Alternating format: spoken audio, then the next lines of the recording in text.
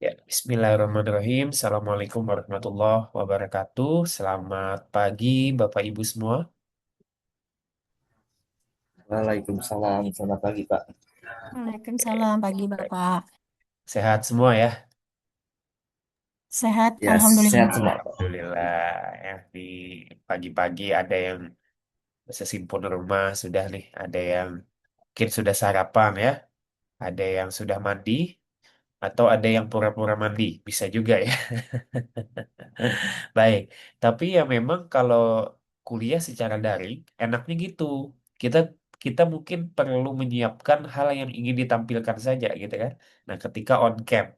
Tapi ketika tidak mengharuskan on cam juga nggak masalah ya. Nah, karena memang hari ini saya pengen bertemu secara tatap maya dulu ke Bapak Ibu, makanya saya juga pengen apa bertatapan langsung gitu ya. Jadi jangan sampai saya juga ngomong sendiri itu agak aneh juga ya kalau ngomong sendiri. Iya kalau semisal tidak ada kendala. Nanti kalau ada kendala agak kesulitan. Oke baik. Hari ini kita melanjutkan di pertemuan kedua ya dari materi pembelajaran matematika SD yang mana ada dua slide gitu ya yang akan saya tampilkan. Yang pertama adalah di materi suplemen ya, materi tambahan begitu ya. Dan ini juga materi penunjang untuk bisa masuk nanti ke dalam materi di pertemuan kedua ya. Jadi ini adalah materi yang pertama. Baik, minggu lalu atau pertemuan yang lalu kita sudah mempelajari tentang hakikat pembelajaran matematika. Yang mana ternyata di pembelajaran matematika SD itu tidak segampang materinya ya. Materi memang gampang, tapi proses pembelajarannya itu proses membelajarkan materi itu tadi ke anak itu belum tentu mudah ya. Bahkan terkesan yang selama ini kita lakukan di lapangan itu keliru ya, keliru ya. Kemarin itu ketika hal ini sudah kita bahas di pertemuan sebelumnya. Yang mana ujung-ujungnya adalah matematika itu sebenarnya adalah abstrak. Tetapi untuk menggapai abstrak ini perlu melakukan beberapa tahap ya, mulai dari tahapan yang disebut dengan konkret. Nah, hari ini kita akan belajar tentang salah satu teori yang mengatakan hal itu. Siapa yang mengatakan hal itu? Yang pertama adalah dari teori belajar Brunner atau Jerome Brunner ya. Nah, beliau ini merupakan ilmuwan ya yang bergerak di bidang psikologi kognitif gitu ya. Termasuk juga psikologi kognitif untuk anak. Yang mana anak ini peserta didik di kelas atau di jenjang SD gitu ya, baik di kelas tinggi maupun di kelas rendah. Nah, tagline-nya bikin matematika SD jadi asyik ya, mengubah kelas matematika dari tempat menakutkan gitu kan, menjadi ruang penemuan. Ya, seperti itu. Jadi di matematika itu bukan lagi ruangan yang menakutkan. Nah, ayo kita jujur nih, ya. Ayo kita jujur. Siapa yang dulu takut pelajaran matematika? Atau kalau disuruh maju ke papan tulis, itu serasa mau kiamat. Oh, ini mau kiamat kayak gini nih mukanya nih. Kemudian hafal rumus, tapi nggak tahu buat apa. Ada nggak yang seperti itu? Kalau Bu Rahmah masuk yang mana nih? Masuk yang di tengah, Pak. Disuruh maju ke papan tulis, rasa mau kiamat ya. Iya, Oke, kalau Pak Rio masuk pada Pak Rio. Yang hafal rumus Pak. Tapi Us, nggak tahu itu kepakainya di mana. nggak tahu, pokoknya hafal aja ya, disuruh gurunya gitu ya. Oke, kalau Nur Aini, yang mana nih? Masuk yang mana? Paling takut kalau suruh maju ke depan, Pak. Oh, yang kedua juga ya. Wah, ini nih ya, takut semua ya. Kalau disuruh ke depan, takut semua. Kalau Ibu Noni, Yang kedua, Pak. yang kedua juga. Oh, yang kedua ya. Jadi takutnya itu ya gara-gara disuruh maju ke depan ya, seperti itu. Iya kalau bisa kan. Kalau misalkan kita maju ke depan, bisa ngejawab pertanyaan itu bagus. Tapi yang kadang-kadang bikin trauma adalah ketika kita maju ke depan, kita nggak bisa, kemudian kita disuruh berdiri di depan sampai teman yang lain bisa gitu kan. Nah, atau kita sendiri bisa. Nah, ini mungkin yang menjadi kendala. Akhirnya apa? Trauma lagi gitu kan. Nah, alergi lagi dengan matematika. Nah, ini yang susah ya. Nah, kenapa sih matematika dianggap susah? Ya, ya karena ini nih, ya. Kalau pada slide ini menggambarkan hal itu semua. Matematika itu sebenarnya adalah abstrak. Benar, matematika itu abstrak ya. Isinya adalah simbol-simbol, isinya adalah angka-angka gitu kan, huruf ya.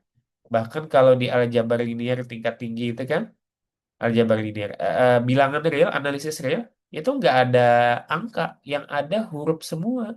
Ya, buktikan ini dan lain-lain. Ya. Nah, sebenarnya itu matematika itu ya abstrak sebetulnya. Tetapi untuk mencapai abstrak ini nggak bisa langsung anak-anak itu diajarkan ke sini. Coba lihat otak anak-anak. Dia otaknya warna-warni, kemudian ada kubus-kubus kayak gini, balok kayak gini ya.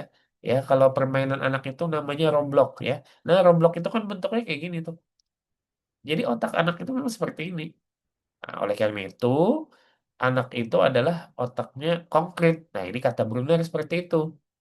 Ya, sedangkan matematika itu adalah abstrak. Jadi otak anak konkret untuk memahami yang abstrak. Nah, ini yang mengapa jadi susah. Susahnya kenapa? Karena jembatannya putus. Jembatannya putus nih. Anak-anak itu nggak bisa nyebrang dari yang konkret tadi ke yang abstrak. Kenapa putus? Ya karena mereka disuruh menghafal langsung ke sini. Kemudian kalau belajar pecahan misalkan langsung aja tuh simbol 1/2 itu dikenalkan seperti itu di awal langsung. Loncat dia. Loncat. Makanya agak susah kalau loncat seperti itu. Oleh karena itulah terjadinya celah pemahaman. Ya, di sini ada celah. Nah, di sini putus jembatannya. Siapa sih yang bikin jembatan ini? Siapa kira-kira Bapak Ibu yang bikin jembatan ini harusnya? Biar tidak putus. Atau biar tidak ada celah pemahaman ini siapa? Gurunya sih sebenarnya kayaknya Pak. Guru. Nah, makanya membangun apa namanya? Membangun konsep agar guru agar apa namanya? Mahasiswa itu paham. Itu adalah tugasnya seorang guru ya, tugasnya seorang guru. Nah, jadi apa namanya sekarang itu yang diperlukan adalah membangun jembatan pemahaman antara yang konkret ke yang abstrak gitu. Nah, itulah yang dikatakan oleh Jerome Bruner ya. Ujung-ujungnya cuma hafal tapi nol pemahaman. Iya Pak Rio ya tadi ya. Hafal rumus tapi nggak tahu buat apa. Atau dari mana dapat rumus itu mungkin nggak pernah diajarin. Pernah nggak diajarin dulu kita? Rumus luas segitiga kan setengah alas kali tinggi. Tahu nggak dapatnya itu dari mana? Ada nggak diajarin? Nggak nggak pernah rasanya Pak. Nggak Langsung pernah. diajarin rumusnya. Langsung aja kan, langsung. Rumus luas segitiga, rumus volume balok, rumus luas lingkaran, volume eh ya volume bola misalkan, luas permukaan bola. Langsung kayak gitu aja. Itu hafalin. Kemudian ada soal nih, langsung. Nah, itu abstrak namanya. Pusing, anak-anak pusing ya kalau diajarin seperti itu ya. Terus pemahamannya juga tidak mendalam pada akhirnya. Sehingga kalau ditanya lagi nanti suatu saat, apakah di SMP atau SMA, mereka jelas tidak ingat ya. Jelas tidak ingat seperti itu. Karena pemahamannya jangka pendek. Nah itu karena mereka belum diberikan jembatan yang bagus buat memahami itu. Nah ini ada teorinya ya. Jadi masalahnya bukan pada matematikanya sebetulnya. Tapi pada cara kita dalam mengajarnya gitu dalam membuat jembatannya gitu ya. Nah, lalu di sini masuklah Jerome Bruner teorinya ya. Teorinya Jerome Bruner masuk di sini. Apa itu teorinya? Nah, teorinya anak-anak itu harus aktif. Aktif di sini dalam hal apa? Discovery learning misalkan. Menemukan ya. Jadi rumus itu bukan diberikan secara langsung, tetapi rumus itu dicari sendiri oleh siswanya dengan bantuan gurunya. Nah, istilahnya di sini adalah discovery learning, pembelajaran penemuan. ya. Ini temennya discovery learning ini adalah inquiry learning. Nah, mungkin familiar dengan hal itu ya, pembelajaran inquiry ya. Ada yang terbimbing ya, ada yang tidak. Ya, kalau inquiry learning, guided inquiry learning berarti itu yang terbimbing. Nah, kenapa harus dibimbing? Takutnya siswa ini juga salah arah nanti jika tidak dibimbing ya. Nah, seperti itu. Nah, lalu yang kedua, ini jangan suapi anak dengan rumus matang. Ya, jangan langsung tuh. Jangan langsung. Rumus luas segitiga adalah setengah alas kali tinggi. Jangan seperti itu ya. Biar mereka sendiri mengotak-atik. Gimana caranya, Pak? Ya ini, yang merancang adalah si gurunya. Terserah mau memakai sistem penemuan, mau memakai sistem eh, aktivitas atau simulasi bebas atau menggunakan media gitu ya, tiba-tiba nanti ditemukan rumusnya. Eksperimen juga boleh ya. Nah, itu banyak hal. Nah, artinya yang penting anak-anak itu jangan langsung diberikan rumus yang matang seperti itu. Nah, karena apa? Karena siswa itu adalah pemikir ya, adalah pemikir bukan flash disk kosong ya. Nah, adalah pemikir. Mereka ini adalah pemikirnya, bukan flash disk kosong. Ya, seperti itu. Kalau flash disk kosong itu kan tinggal copy paste ya, Bapak Ibu ya.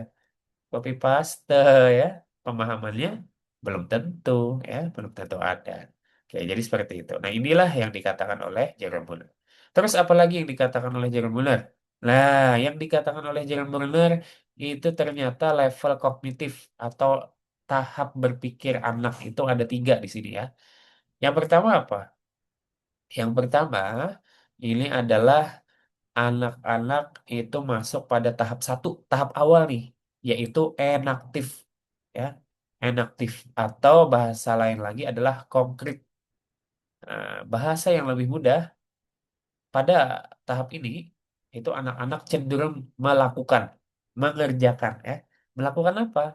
Nah, ini belajar lewat manipulasi benda nyata, anak itu menyentuh, dia itu menyentuh tuh, menyentuh, kemudian memindahkan ya, dan bermain tanpa bahasa atau rumus ya. Nah, jadi eh, dia apa namanya? Meraba bendanya ya, meraba segala sesuatu ya, bermain, memindahkan dan lain-lain.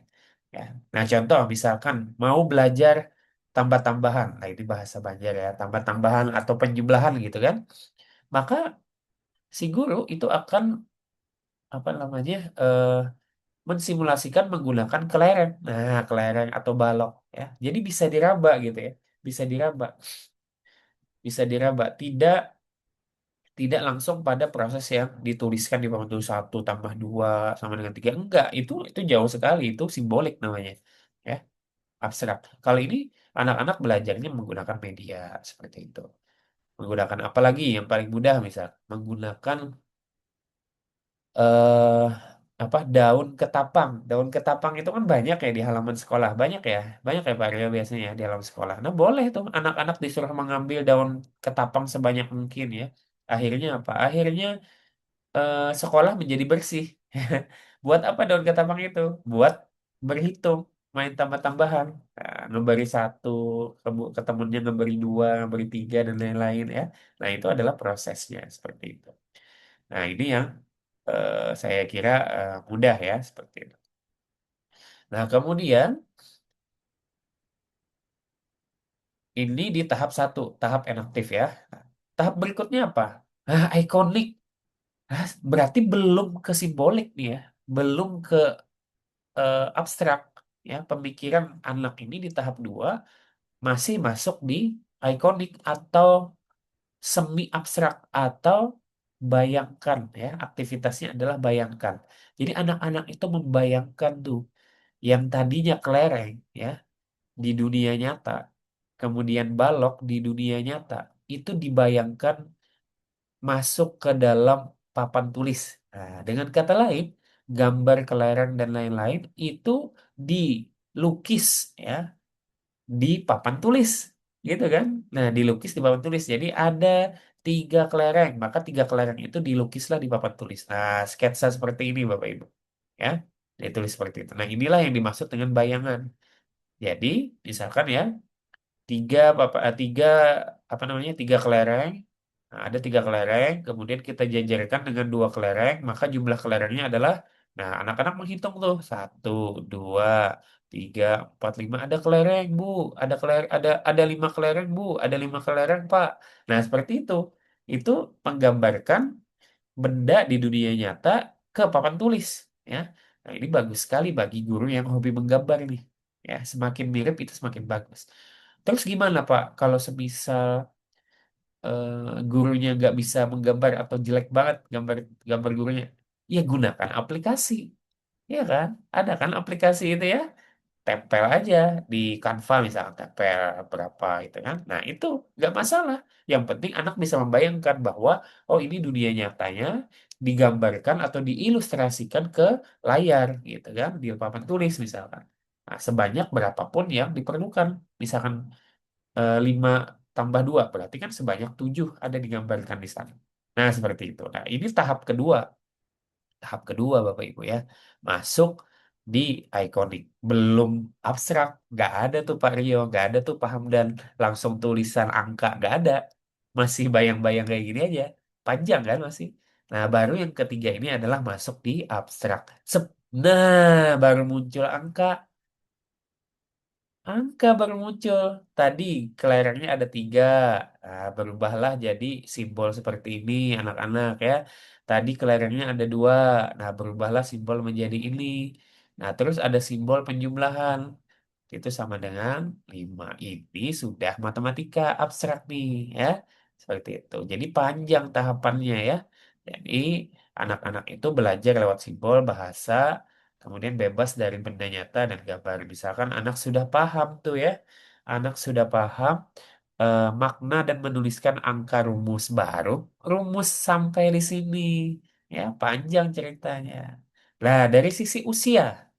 Berapa sih usia anak itu mencapai tahap simbolik? Ya, kalau kita melihat dari Jerome Bruner ataupun teori Jean Piaget, untuk simbolik ini sebenarnya ya yang paling pas itu di SMP, di SMP Bapak Ibu, di SMP. Tapi oke lah ya, kalau kita melihat situasi sekarang ini, ada juga yang mengatakan bahwa tahap simbolik ini, tahap berpikir simbolik ini di kelas 5, di kelas 5 Bapak Ibu. Di kelas 5 baru dikenalkan. Lah di Indonesia gimana? Jangankan kelas 5, kelas 1 dikenalkan sudah. Ya, nah tahu Pak Rio tuh. Masuk ke kelas ya kan. Nah, kita belajar penjumlahan. Langsung tuh ibunya nuliskan tuh 6 tambah 3 sama dengan 9. Anak-anak yang bingusan misalkan masih kelas 1 lah. Nah, tepalu-palu masih lo kadang nggak bisa cebok sendiri bisa disuruh belajar matematika yang abstrak, ya trauma jelas. Nah, hafali kalian 1 sampai 10 ya nggak dulu, minggu depan kita minggu depan ibu uji mau langsung diuji, kenanakan langsung diuji, di mana letak menyenangkannya? Iya kalau hafal, iya kan, jadi tersiksa.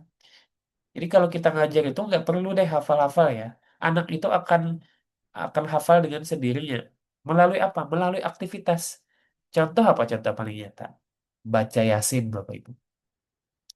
Adalah menghafal pernah kita. Yasin, wal Qur'anil Hakim. Misalkan ya, sampai seterusnya.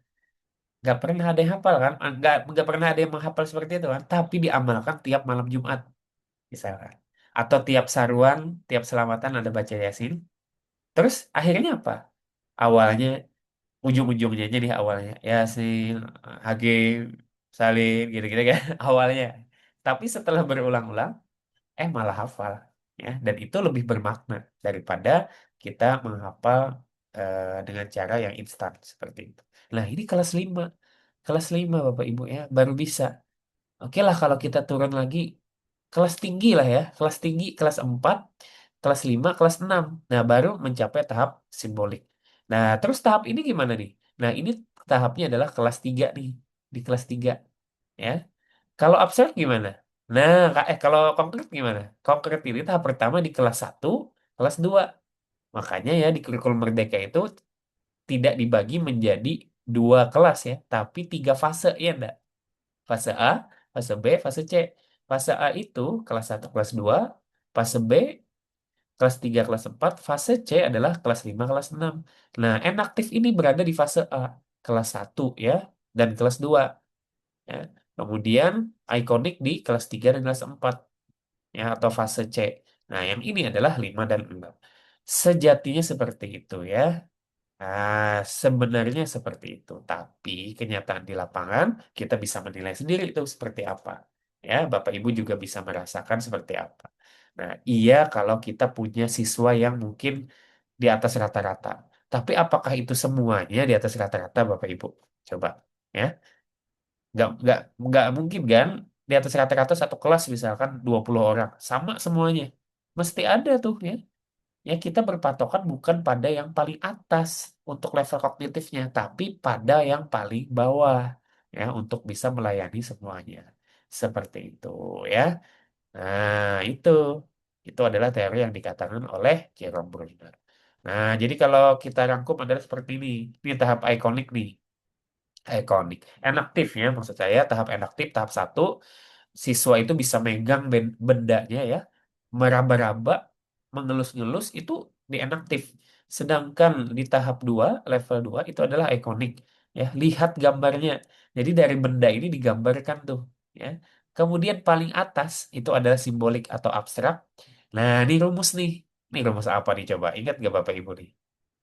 Nah, rumus apa nih Pak Rio nih? Ini apa nih? Bacanya apa nih Pak Rio? Yang di tengah ini Pak Rio.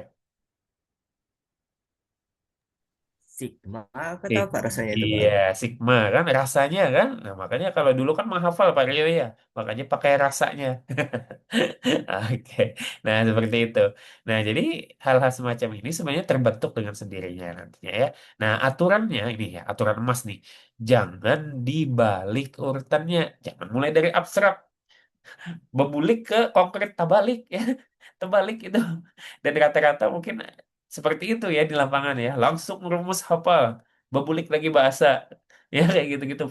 Pusing dirinya si siswa pusing ya. Seperti itu. Nah, dengan adanya jalan pengendali ini nanti kita akan belajar lebih mendalam juga terkait dengan penerapannya di pembelajaran matematika. Oke, nah sekarang kita mulai berpikir dulu deh ya.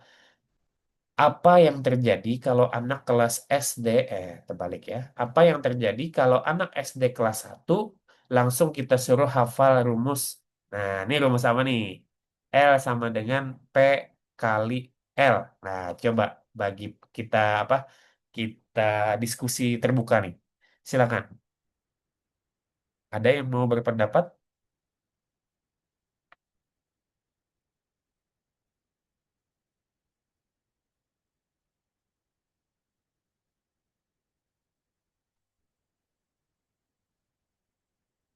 Panjang kali luas Pak. Luas kali panjang kan. Oke, gimana tuh Pak Manoto gimana? Coba. Apa yang terjadi kalau anak SD kelas 1 langsung kita suruh hafal rumus L sama dengan P kali L. Gimana tuh Pak Manoto? Silahkan.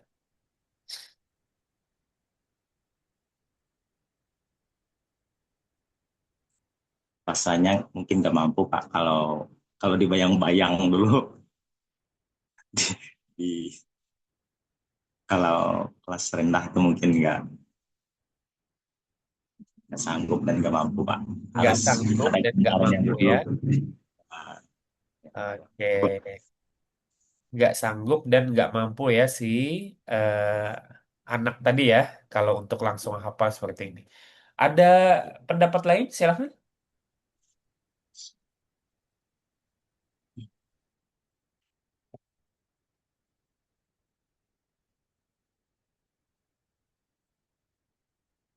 Ada pendapat lain lagi? Silahkan.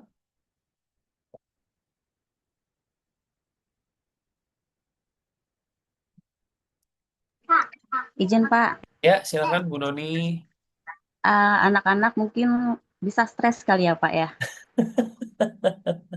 Bisa stres ya. stres. Karena langsung hafal rumus, karena langsung mereka tidak tahu gambarannya seperti apa terlebih dahulu secara nyatanya, dan langsung dengan kata lain dipaksa untuk menghafal rumusnya langsung. Jadi anak-anak mungkin stres, berpikirnya menjadi beban pikiran buat anak-anak yang sebenarnya belum mampu untuk dipikirkan. Seperti anak-anak yang misalkan jenjang kelas 1 sampai kelas 3 seperti itu, Pak. Oke, anak-anak stres ya, tidak mampu gitu ya untuk langsung menghafal tanpa mengetahui penyebab kita eh, menghafal itu atau alasan kita menghafal itu ya. Nah, coba aja ini mungkin analoginya ya, analoginya ke misalkan aja ke ibadah misalkan ya. Nah, sholat misalkan.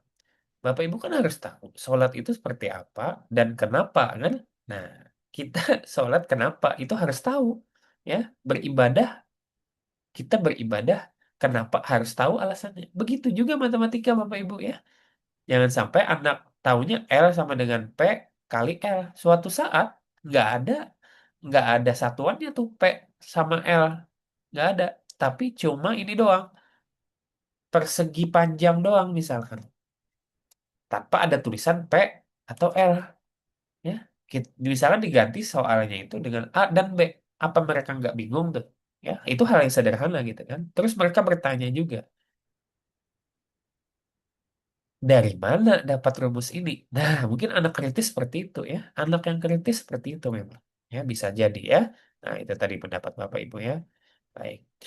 Nah, jadi ada 4 dalilnya nih ya untuk mengajar matematika. Jadi anak itu mengkonstruksi sendiri idenya, jangan disuapi ya, jangan disuapi. Ini rumus luas segitiga, jangan ya. Ini rumus luas lingkaran, jangan seperti itu ya. Biarkan mereka untuk mengkonstruksi ya. Kemudian notasi, kalau semisal sudah berada pada tahap abstrak ya atau simbolik tadi di tahap 3 tadi, maka gunakan bahasa dan simbol yang sesuai dengan usia anak ya, yang sesuai dengan usia anak seperti itu. Kemudian mencoba untuk membandingkan ya antara bangun yang lain atau benda yang satu dengan benda yang lain. Nah, ini biasa terjadi di mana nih? Biasa terjadi di bidang geometri biasanya ya. Boleh tuh kita akan membandingkan persegi dan persegi panjang. Nanti mereka akan melihat ya lebih bagus lagi di tahap awal ya. Karena tahap awal supaya meraba ya. Kalau seperti ini kan nggak mungkin kita meraba kan ini gambar. Berarti kita perlu apa? Perlu media, perlu media pembelajaran ya. Media pembelajaran bisa dibikin, bisa yang tersedia di sekitar. Misalkan kita perlu persegi panjang kita perlu ini misalkan kubus. Ya kita lihat aja ada nggak yang berbentuk kubus di ruangan ya. Jadi tidak mesti dibikin dimanipulatif, tidak mesti seperti itu untuk media yang ada saja ya. Nah, kemudian yang keempat ini adalah terhubung atau terkoneksi gitu ya. Jadi kaitkan materi yang lama, yang kemarin itu dengan materi yang baru yang akan dipelajari. Nah, ini penting nih ya, 4 dalil dalam mengajar matematika seperti itu. Nah, ini praktik ya. Nah, praktik pembelajaran Brunner itu seperti apa? Nah, ini praktiknya konsep perkalian ya. Kita akan mengajarkan konsep perkalian nih, Bapak Ibu. Ini sederhana nih, konsep perkalian. Di tahap enaktif, tahap awal, bawa anak ke peternakan. Nah, hitung, hitung secara langsung kaki 3 ekor sapi secara nyata itu kan langsung. Ya. Jadi sebenarnya pembelajaran itu tidak mesti di dalam kelas, tapi di luar kelas boleh. Kenapa? Misal ke peternakan. Ada nggak belajar yang matematika seperti itu? Kita datang ke kelas, yuk anak-anak, siapkan bekal kalian, ya, siapkan air minum. Kita hari ini akan ke peternakan. Himung nggak ada tuh siswa belajar matematika tapi ke peternakan, ya. Nah, yang penting mereka bisa meraba secara langsung. Atau sapinya disuruh bawa ke kelas. Nggak mungkin kan? Sapinya disuruh bawa ke kelas, nggak ada mungkin. Jadi kitanya yang ke peternakan. Ke peternakan ya. Nah, di dekat Bapak Ibu, itu cari aja ke peternakan. Atau ke kemana gitu kan, ke kebun apa. Peternakan nggak mesti sapi juga, bisa jadi ayam misalkan. Yang biasa ayam ada ya. Atau seperti apa. Nggak mungkin kan, kalau yang cari aja yang dekat-dekat aja. Yang dekat dengan kehidupan siswa, di sekitar siswa. Nah, kemudian anak-anak, apakah nanti secara berkelompok atau individu, itu menghitung kaki ya, kakinya nih dari 3 ekor sapi. Nah, di peternakan itu ada beberapa sapi. Nah, carilah misalkan yang dimanipulatif atau seperti apa yang 3 ekor sapi normal ya, tapi ya sapi normal ya. Ya ada juga sih sapi nggak normal ya. Misalkan sapinya cacat, misalkan oleh karena itu kakinya tidak 4 ya bisa jadi.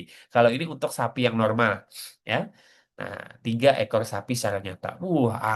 Asik tuh ya. Siswa itu rame pada jalan-jalan, ada yang ke sana kemari. Wah, seru ya melihat sapi.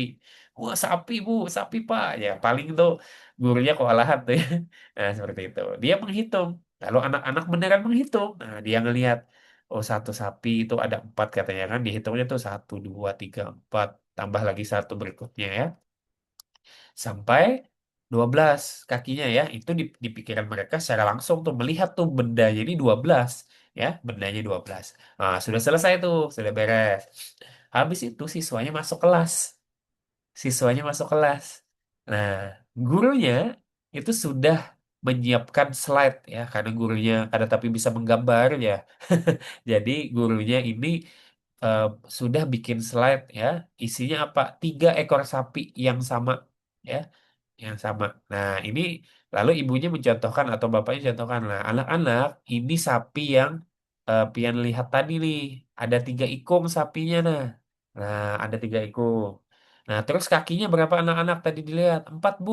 Samalah untuk setiap sapinya. Yang dilihat tadi sama aja. Nah, dihitunginnya nih. Oh, sama nih. Ya.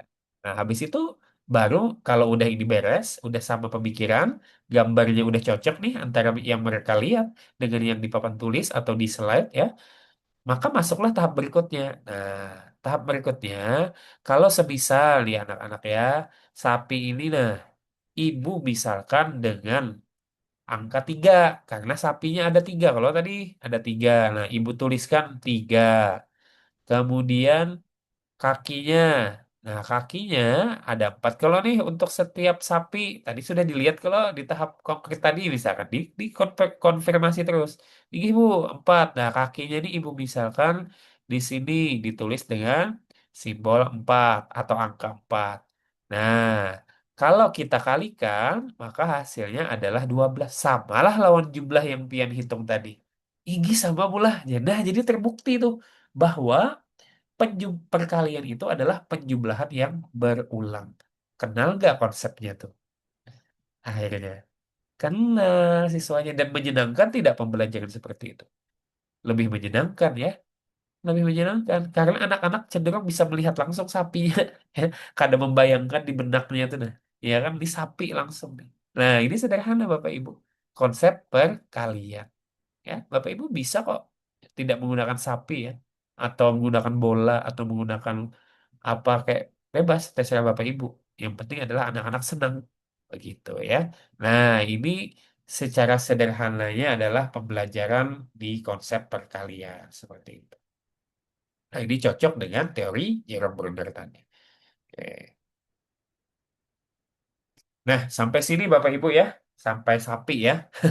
Sampai sapi. Kira-kira adakah yang ingin ditanyakan sebelum kita lanjut? Kita lanjut setelah ini mungkin Bapak Ibu merancang dulu ya ya, terkait dengan penugasan gitu ya, merancang terkait dengan penugasan. Ya, silakan Bapak Ibu. Barangkali ada hal yang ingin ditanyakan sampai sejauh ini ya, silakan.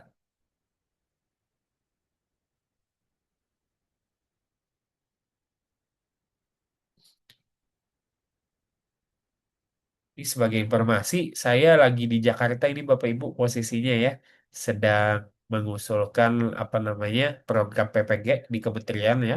Jadi mudah-mudahan nanti mohon doa kampus kita itu bisa menyelenggarakan PPG ya. Jadi Bapak Ibu barangkali setelah lulus dari sini langsung gas tuh PPG lagi gitu.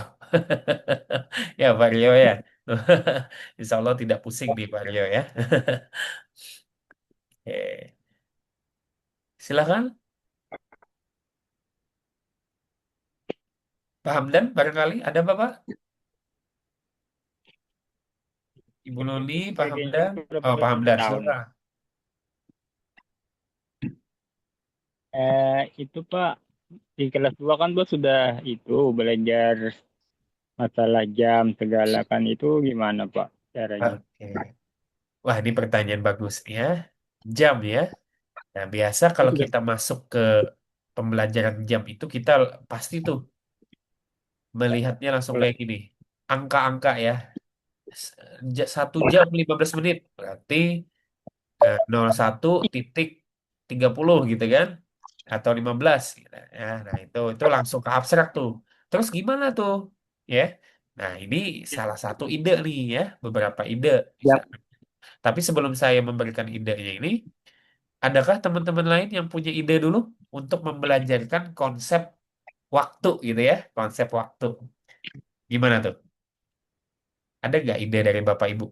Ya, sebelum saya memberikan ide saya nih. Silakan. Untuk membelajarkan konsep waktu yang sebenarnya itu seperti apa? Ya, silakan.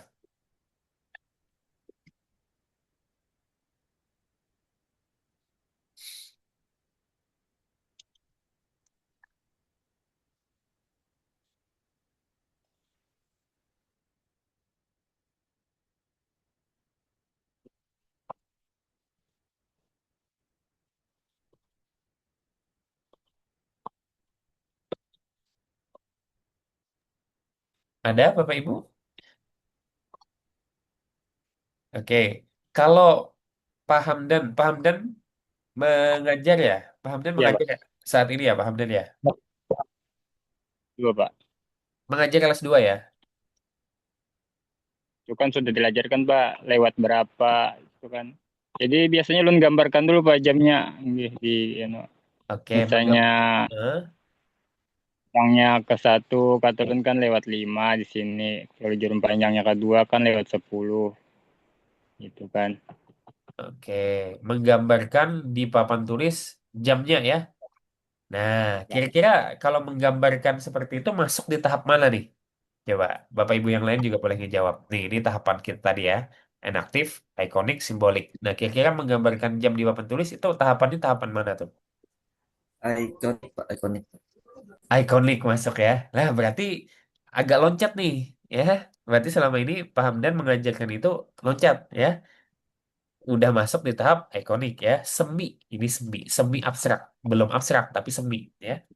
Nah, berarti paham dan perlu ditambahkan lagi tahap enaktifnya. Yang mana di tahap enaktif ini anak bisa meraba, anak bisa memindahkan, memutar-mutar, mengutak-atik. Kira-kira nih yang terbesit di pikiran kita apa tuh? Iya iya. Apa itu? Kalau anak-anak bisa mengutak-atik tuh, ya, terbesit Jam di dinding, pikiran. Pak. Jam dinding, mantap. Nah, bawa jam dinding, ya, ambil di dinding tuh, nah, ambil jamnya, nah, supaya anak bisa megang. Nah, ini apa? Jam dinding, ya, kayak gitu-gitu. Apalagi jam tangan, ya, jam tangan, ya, tampilin semua, ya.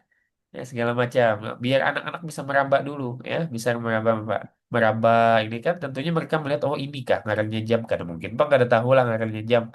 Nah ini mungkin bagi sebagian orang tidak seru nih atau bagi guru misalkan ya, "Ah, anak-anak pasti pasti kenal bang lawan jam ini pasti dah tahu dah jam dinding itu tahu kayak apa." Iya benar tahu Bapak Ibu, tapi belum tentu mereka itu paham waktu ya, paham jarum pendek itu apa, jarum panjang itu apa. Coba aja anak-anak tahu nggak itu ya. Setiap putaran itu berapa menit, itu belum tentu semua anak tahu. Nah, oleh karena itu mereka perlu meraba-raba. Nah, jadi pembelajarannya seperti itu. Yang lebih asik lagi gimana? Saya sarankan adalah melakukan eksperimen. Ya, belajar dari sejarah. Sejarah jam itu seperti apa sih? Sebelum ada jam yang tempat kita digital, analog yang ada jarumnya. Kalau zaman dulu kayak gimana mengetahui waktu itu? Ada nggak pernah baca-baca gitu? Ada nggak? Jam matahari, Pak. Jam matahari, mantap ya. Sampai sekarang bisa digunakan. Coba aja nanti di kelas ya. Kita hari ini akan belajar tentang sejarah waktu. Cerita dulu nih. Oh, zaman dulu ternyata ada jam matahari. Jam apa lagi selain jam matahari? Yang dibalik, sep, jam. Pernah dengar jam pasir tidak? Nah, jam pasir itu kan dibalik. Ya tergantung pasirnya habis berapa jamnya. Nggak ada tuh jarum panjang, jarum pendek, nggak ada. Nah, bisa melakukan percobaan itu. Bikin sendiri bisa medianya. Kalau nggak pesan di Shopee itu jelas ada tuh ya. Kalau pengen seru ya, dibolak-balik. Nah, taruh aja.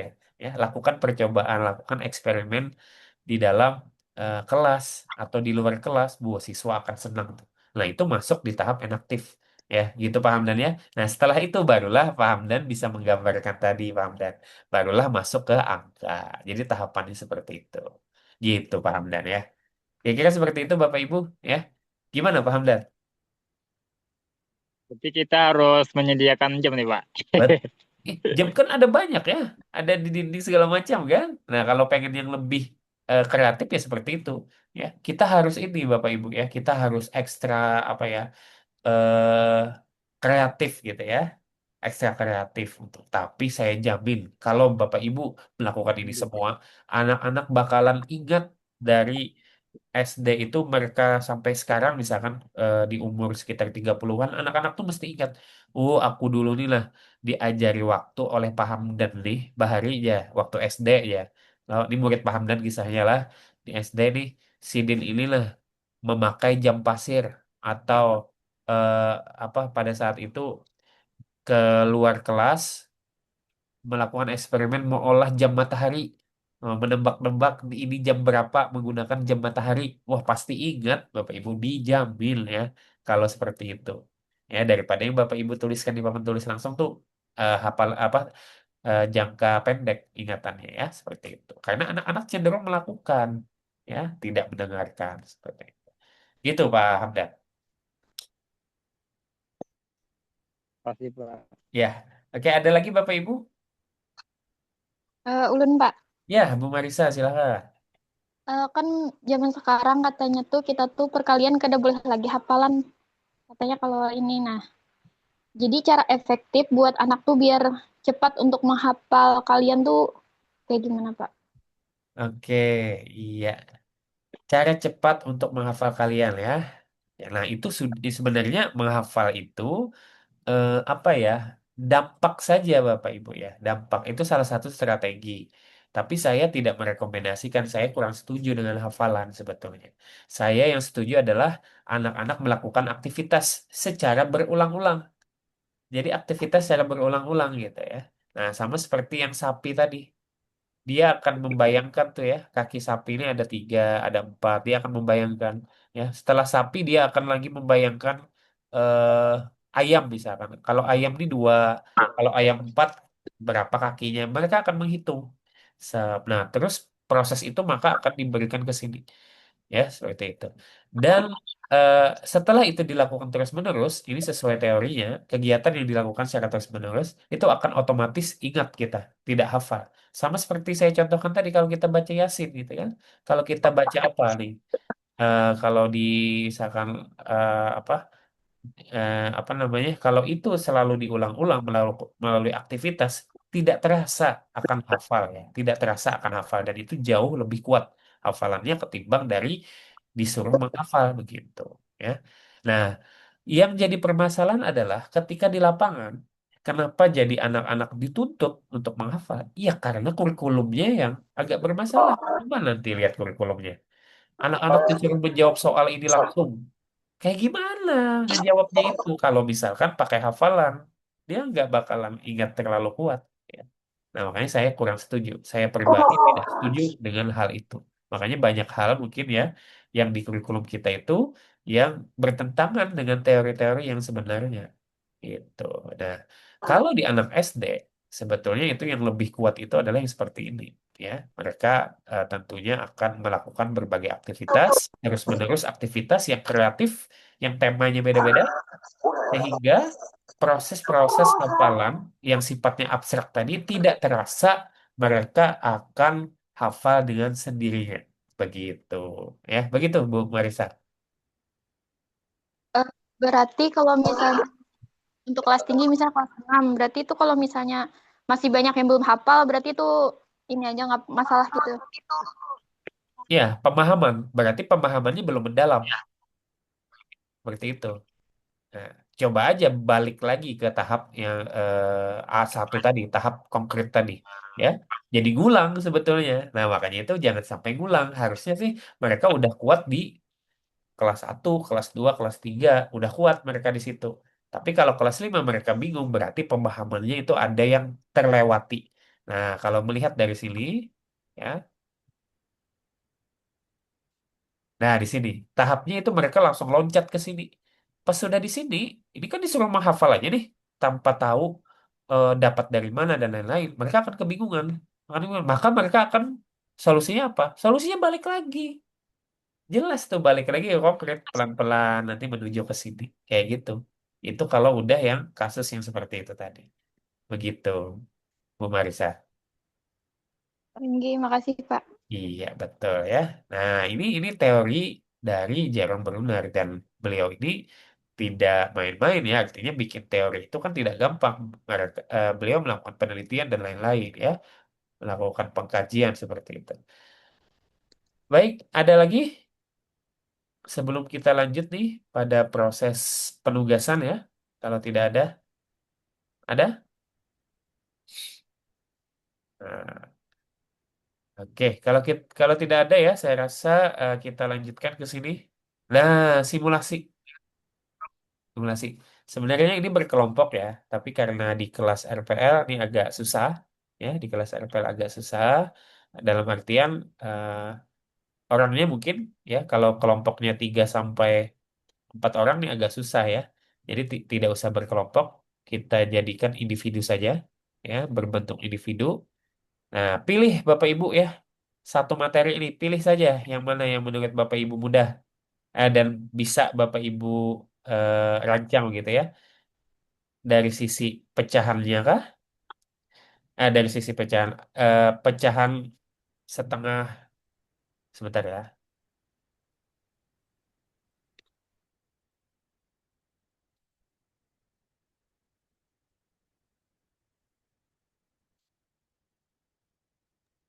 Oke, dari materi yang ada ini ada 3 pilihan materi ya. Ada pecahan setengah, ada volume kubus, sama luas segitiga. Nah, silahkan Bapak Ibu pilih salah satu materi ini untuk Bapak Ibu rancang simulasi mengajarnya memakai urutan seperti yang dikatakan oleh Jerome Bruner tadi, mulai dari tahap enaktif, ikonik, sampai dengan simbolik. Ya, contoh terakhir tadi yang sapi tadi. Nah, Bapak Ibu ceritakan tuh, ya, ceritakan, kemudian ditulis naskahnya, ditulis atau diketik ya, eh, diketik yang rapi, kemudian nanti kalau masih ada waktu nanti akan kita presentasikan ya. Kalau kalau waktunya lewat, maka akan kita presentasikan di pertemuan berikutnya ya. Jadi kalau saya rasa apa Bapak Ibu bisa dulu merancang hal-hal apa yang akan disimulasikan ya. Simulasi mengajar itu dalam artian Bapak Ibu menjelaskan saja secara umum ya, idenya itu seperti apa. Jadi Bapak Ibu eh, mensimulasikan, membelajarkan konsep ini menggunakan ini, dan seterusnya sampai dengan apa. Nah, itu dituliskan Bapak Ibu ya. Nah, sekiranya seperti itu Bapak Ibu, ada yang ditanyakan sebelum dieksekusi? Kita coba ini waktunya, Itu tugasnya nanti tugasnya ini kan kita sampai pukul berapa hari ini? Pak itu sekitar jam 11 kayak. Jam 11 ya? Oke, kalau pukul 11 seharusnya ini pukul berapa? Kalau di sana pukul 10 ya sudah ya. Kalau di saya pukul 9 di sini masih WIB ya. Pukul 10 ya di sana ya. Sekitar 1 jam berarti pukul 11 ya habis ya berarti. Oke, baik. Kalau gitu, apakah Bapak Ibu mau ngerjakan ini sekarang atau perlu waktu? Hmm, Perlu Waktu waktu Waktu ya. berpikir, Bapak. Pak. Itu diolah PDF ke apa, Pak? Nanti Iya hasil betul, ketikan itu betul. dikumpul. Nanti diketik dulu di versi PDF-nya dikirimkan ke saya ya. Yang penting ada nama Bapak Ibu, kemudian ada NPM, ada kelas RPL reguler misalkan ya. Nah, seperti itu udah sisanya narasi aja. Terserah Bapak Ibu mau pakai gambar boleh juga, bebas. Izin Ya, Bapak, berarti ini individu ya Pak? individu, individu. Oh iya Ya. Bapak. Oke, Oke. individu ini nanti untuk apa? Untuk slide-nya akan saya revisi ya. Ini individu karena ini untuk yang reguler kemarin, ya. Kalau kelompok, eh, kayaknya nggak cukup nih ya. Paling dua kelompok aja dapat kita di kelas ini ya. Dan agak susah juga, mending individu saja. Ya, saya rasa Bapak Ibu kan udah terjun langsung nih di sekolah gitu kan, udah ngelihat secara langsung, jadi lebih bisa menjelaskan dibandingkan dengan kelas reguler ya. Jadi cukup individu saja. Seperti itu, Bapak Ibu, kira-kira perlu waktu berapa jam?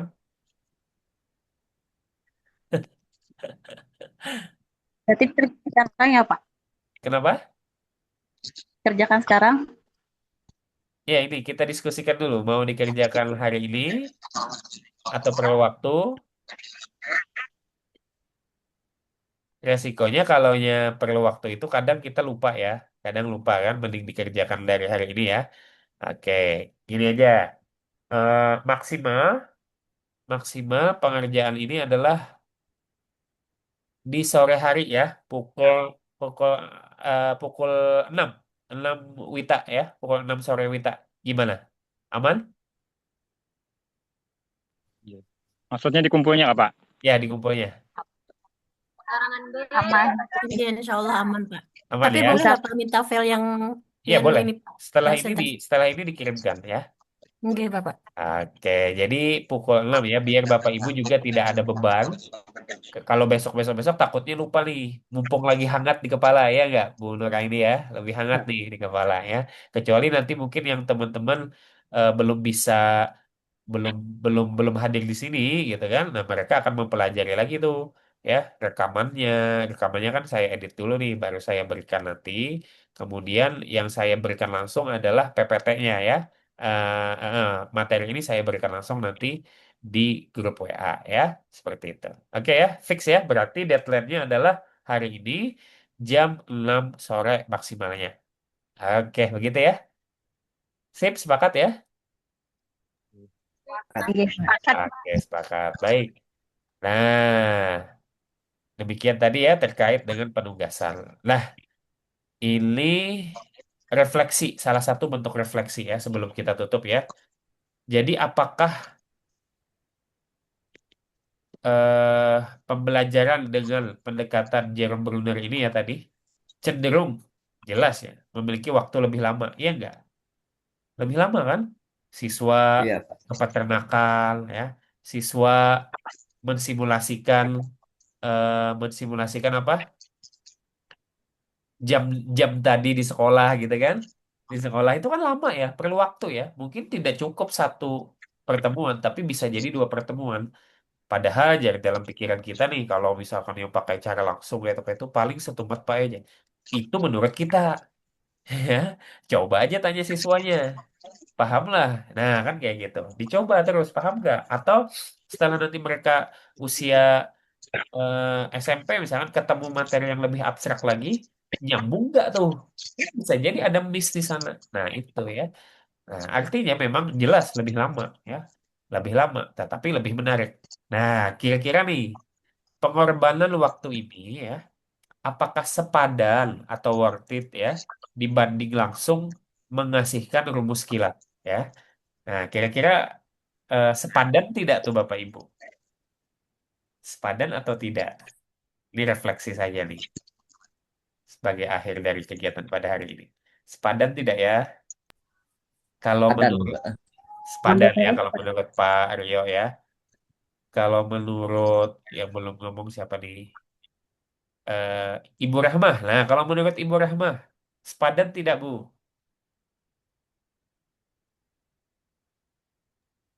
Sepadan kayaknya Pak. Sepadan. Alasannya kenapa Bu Rahmah? Hmm. Waktu ini maksudnya waktu saat kita di kelas mengajarkan nggak Pak? Betul, memberikan pemahaman gitu kan. Karena kita kan mulai dari awal tuh konkret dulu ya, terus Hmm. tuh pelan-pelan masuk pada ikonik, lalu lanjut pada simbolik ya. Tidak seperti yang mengasihkan rumus kilat langsung tuh, rumus luas segitiga setengah alas kali tinggi, jawab soal ini. Nah, itu kan kilat banget tuh. Nah, Nggih. kira-kira sepadan nggak tuh? Sepertinya lebih baik secara ada prosesnya kayak tadi, Pak. Oke, Nggih. alasannya Alasannya karena supaya lebih nempel di otak anak-anak, Pak. Karena pemahaman mereka itu kan berbeda. betul supaya nempel ya, supaya Nggih. nempel itu ya. Walaupun lama, tapi akan berpengaruh pada seumur hidupnya. Iya, Seumur hidup lebih lama lagi kan? Artinya nggak ada apa-apa waktu yang kita berikan lebih lama di awal ini dibandingkan dengan pemahaman mereka seumur hidup. Dibandingkan rumus kilat yang kilat di awal, tapi pemahamannya juga secepat kilat. iya. Nah, Pulang sekolah tiba-tiba nggak inget lagi, Pak, apa? besok ditanya. Nggak ingat jelas itu. Dicoba aja ya, Bapak Ibu. Kalau rajin untuk meneliti siswa, ya pasti kayak gitu. Ya, jangankan besok, mungkin beberapa jam udah lupa karena tadi cuma disuruh gurunya. Ya, nah, tanpa tahu sebabnya. Oke, berarti sepadan ya. Artinya Bapak Ibu ketika ini sepadan, maka kita putus lingkaran setannya nih. Ya, saya nyebut lingkaran setan tuh. Jangan lagi pembelajaran matematika itu mulai dari harus dimulai ya. Pembelajaran matematika di SD itu harus dimulai dari tahap konkret. Nah, itu harus ditanamkan di benak para pengajar.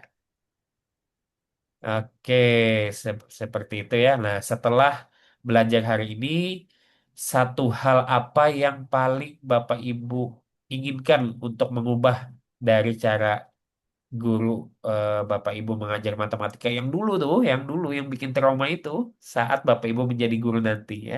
Apa satu hal apa tuh yang ingin Bapak Ibu ubah? Mungkin dari suaranya Ibu siapa nih? Ibu Nurul Falah tadi sibuk ya. Dari Pak Manoto deh. Nah, satu hal Ya, apa ya. Pak yang pengen diubah Pak dari cara guru mengajar zaman dulu dengan yang sekarang Pak? Kalau kalau sudah belajar begini, Pak, mungkin menerapkan yang sudah dipelajari begini bagus yang Bapak Bapak berikan, dan untuk melakukan mungkin anak murid nanti atau siswi ke depannya melakukan yang eh, seperti unik maupun sembuh tadi, Pak. Oke, janji Pak ya. Mengingat, mengingat Oke, baik ya. Nah, alhamdulillah kalau kayak gitu untuk artinya diri kita paham, Pak, gitu. ah, Supaya ingat sampai tua, oke, mantap sampai hari tua ya. coba. Nah, itu yang diharapkan. Oke, baik. Nah, ini ya, guru yang biasa itu cuma memberitahu Bapak Ibu ya. Ini adalah Tapi guru rancangan hebat, simulasi mengajar membuat nih. cilok dengan pendekatan Brunner.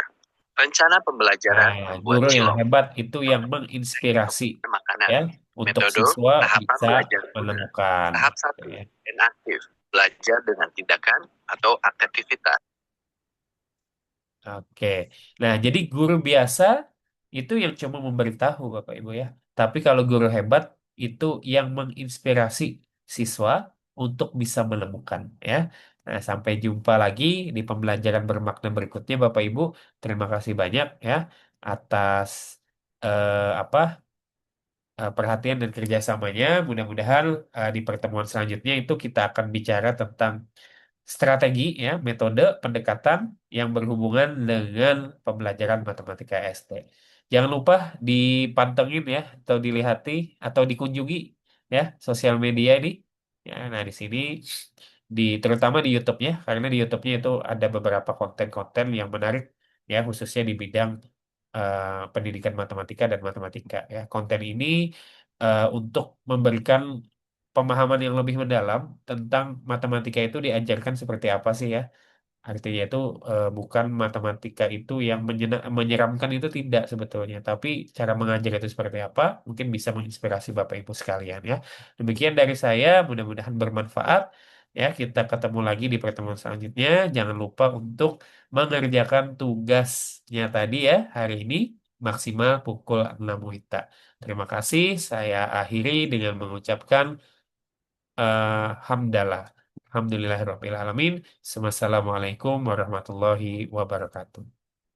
Waalaikumsalam. Waalaikumsalam warahmatullahi Waalaikumsalam wabarakatuh. warahmatullahi wabarakatuh. Oke.